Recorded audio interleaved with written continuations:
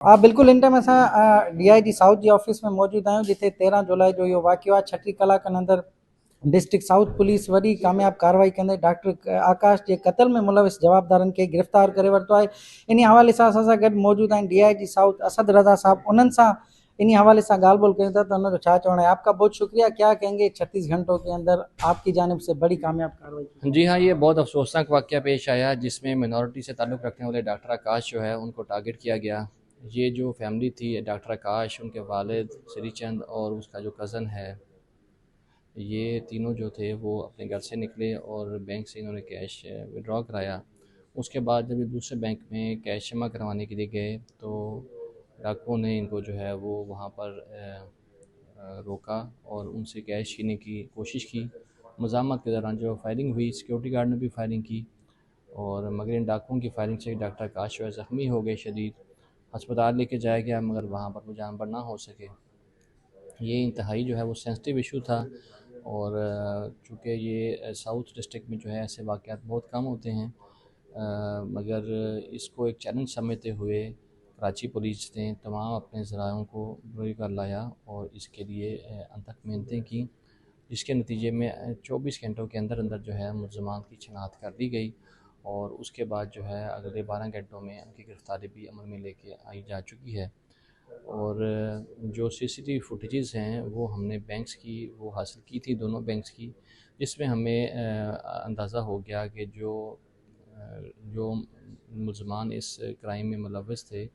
उन्होंने पहले प्रॉपर इसकी रैकी की थी उस बैंक से जहाँ से कैश को विड्रॉ कराया गया। और उसके बाद जो टचर था वो बैंक में उस वक़्त मौजूद भी था और उसने जो है वो उनको उनकी रवानगी की इत्तला जो है वो अपने साथियों को दी जो कि बाहर वेट कर रहे थे। और जैसे ही वो बैंक से कैश निकलवा के रवाना हुए हैं तो उनको ताक़ुब करना शुरू कर दिया और जैसे ही उनकी गाड़ी रुकी है तो फिर उसके बाद उनको उन्होंने होल्ड अप किया और होल्ड अप करने के बाद कैश छीनने की कोशिश की, जिसमें फायरिंग के नतीजे में जो है डॉक्टर आकाश वो ज़ख्मी हो गए, फिर बाद में जान पर ना हो सके। जो टचर था उसको हमने शनाख्त करने के बाद उसके लिए उसकी गिरफ़्तारी के लिए हमने कोशिश शुरू कर दी और जो मोबाइल्स का फोरेंसिक्स करवाया, जो उसका डेटा था,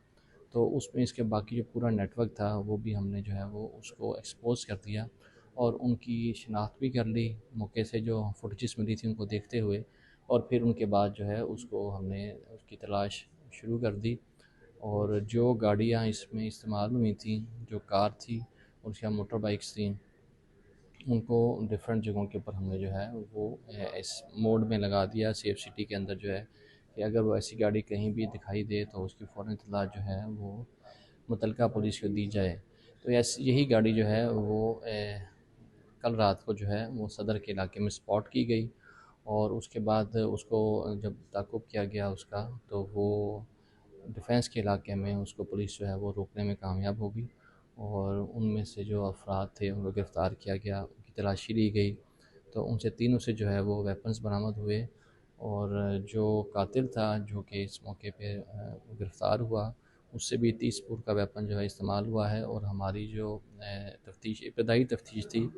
उसमें भी जो वेपन इस्तेमाल है वो भी 30 बोर का ही है। अब वो ये तमाम चीज़ें जो हैं वो तफ्तीश के अमल से गुजारी जाएंगी,